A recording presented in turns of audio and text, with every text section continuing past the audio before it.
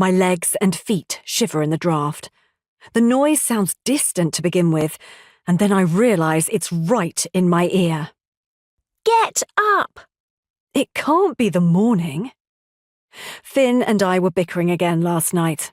He hadn't bothered to refill the filter jug, and on top of that, he'd left a tea bag in the sink. You only have to stretch an arm out to put it into the bin, I had demonstrated, holding the little stained and wrinkled bag in my hand. Look, pop, in it goes. I am becoming an old fishwife, and I'm only 31. A tea bag's the only topic of our conversation now. Only if you don't put them in the bin. Why are you so crotchety? Is it that time of the month? Shut up. I didn't tell Finn I'm 3 days late. Anyway, what's for supper? I'm starving. Finn and I have made a decision that he cooks once a week, on a Saturday. I'll cook us some steaks. Won't take long, he'd said, voice as light as a breeze. And chips. I've been craving potatoes recently. Maybe I am pregnant. Finn would love to have another baby.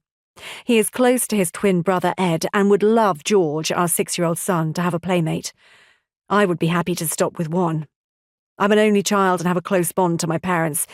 It is true to say that Clarky, my oldest friend from home, was my surrogate brother. Without him, I would have been lonely. A small hand tugs at my cotton nightshirt again.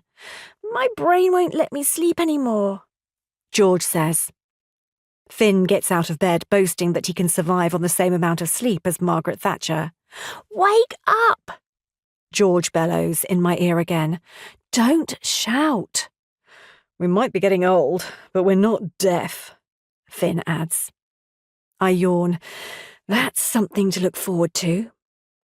Finn is stretching out his arms, circling his shoulders and cracking his knuckles into place like he does every morning. He then starts to sing the familiar lyrics to Matt Bianco's song, Get Out of Your Lazy Bed.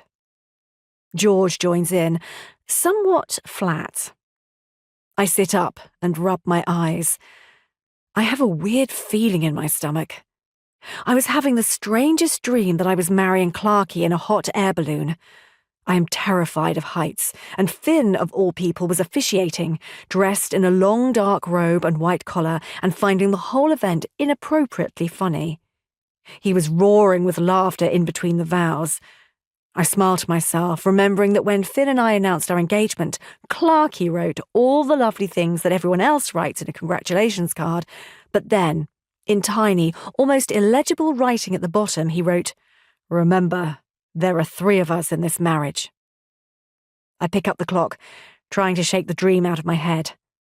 7:19. Finn ties the cord of his dressing gown into a clumsy loop around his waist, and then briefly kisses me on the cheek. Stop sexing her, Dad.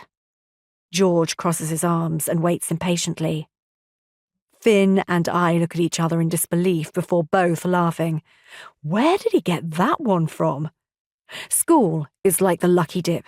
You don't know what expressions they'll come home with.